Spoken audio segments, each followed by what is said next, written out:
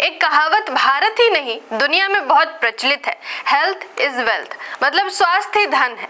सामान्य रूप से जब कोई बीमार व्यक्ति होता है तो वह हर हाल में और हर कीमत पर स्वस्थ और फिट रहना चाहता है।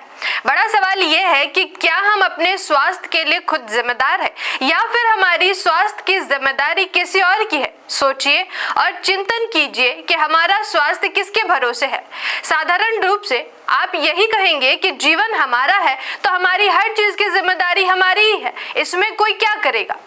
मैं आकृति और आप देख रहे हैं MNT न्यूज नेटवर्क। फुले साहब कहते हैं कि अज्ञानता ही हमारा सबसे बड़ा दुश्मन है और अज्ञानता का वैश्विक धारणा यह है कि जो समस्याओं के कारणों को नहीं जानता वही अज्ञानी है।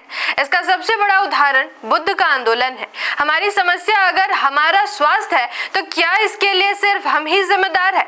आप सीधे यही कहेंगे कि पान मसाला, गुटखा, दारू, शराब, गांजा आप पिएंगे तो इसका बुरा असर आपके शरीर को ही होगा और इसके लिए नशा करने वाला व्यक्ति ही जिम्मेदार होगा। तो मेरे एक सवाल का जवाब आपको ऐसे ही सीधे सीधे देना होगा कि अगर पान मसाला, गुटखा, दारू, शराब, गांजा किसी को ना मिले तो मतलब सभी नशीले पदार्थों के निर्माण और बिक्री पर पूरी तरह पाबंदी हो तो सरकार ऐसी हो कि नशीले पदार्थ बनाने वाले सभी उद्योग धंधे को सील कर दे और इसके लिए कड़ा कदम ले तो आपका जवाब क्या होगा? आपका पहला जवाब बिल्कुल बदल गया ना।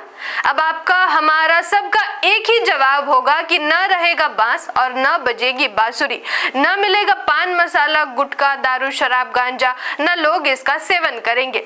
अब ये सवाल मन में जरूर आएगा कि इसके क्या परिणाम होंगे और स्वास्थ्य पर कितना सकारात्मक असर होगा।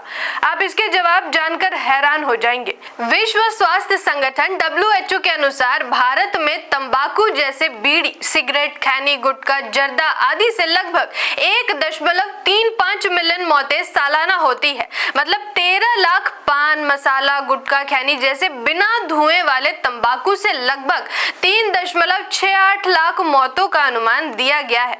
WHO के सर्वे के अनुसार भारत में शराब के सेवन से लगभग 4.82 लाख मौतें हो रही हैं। सरकारी NCRB आंकड़ों में 2019 में ड्रग ओवरडोज के 704 मौतें दर्ज हुई थी। इन सभी को जोड़ा जाए तो यह आंकड़ा करीब 20 लाख के पार है। मतलब देश के सबसे मूल्यवान संसाधन, मानव संसाधन के क्षति के लिए सीधे तौर पर सरकार जिम्मेदार है। जिसकी सरकार उसकी नीति, जैसी नीति वैसा समाज। भारत में सरकार ब्राह्मणों के नियंत्रण में, चाहे वो BJP हो या कांग्रेस, झारखंड में JMM हो या फिर बिहार में JDU या राजद, सभी ब्राह्मणवादी ताकतों के इर्द गिर्द घूम रही है। बिहार में शराब बंद है लेकिन आपको हर जगह शराब मिल जाएगा। मतलब शराब तो सार्वजनिक रूप से बंद कर दिया गया है मगर सरकारी तंत्र ने अभी तक ये नहीं माना। इसके अलावा बीमारी होने के अनेक कारण हो सकते हैं लेकिन उन सभी कारणों को भी ढूंढा जा सकता है, उसके भी उपाय किए जा सकते हैं। मामला बस इतना है कि क्या सरकार इसके लिए तैयार है? तो जवाब है नहीं।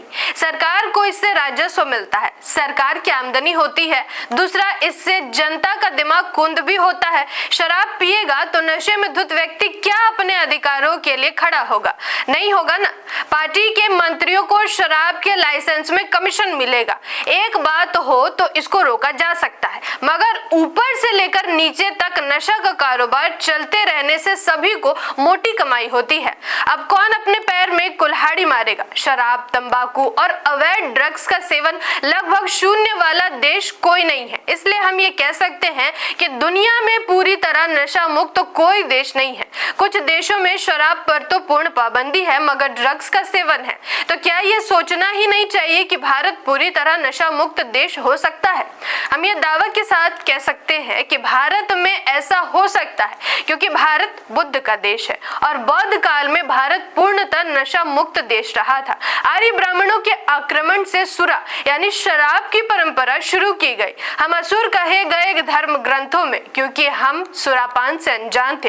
देश का मूल निवासी वर्ग चाहे तो देश को फिर से सोने की चिड़िया बना सकता है। आइए इस दिशा में सोचना शुरू करें। आप अपने विचार हमें कमेंट बॉक्स में जरूर बताएं। धन्यवाद। जय संविधान, जय लोकतंत्र, जय भीम, जय मूल्यवान। MNT न्यूज नेटवर्क को सब्सक्राइब करें, लाइक और फॉलो करना ना भूलें। साथ ही बेल आइकॉन दबाकर जन जागृति की मुहिम में जुड़े रहें।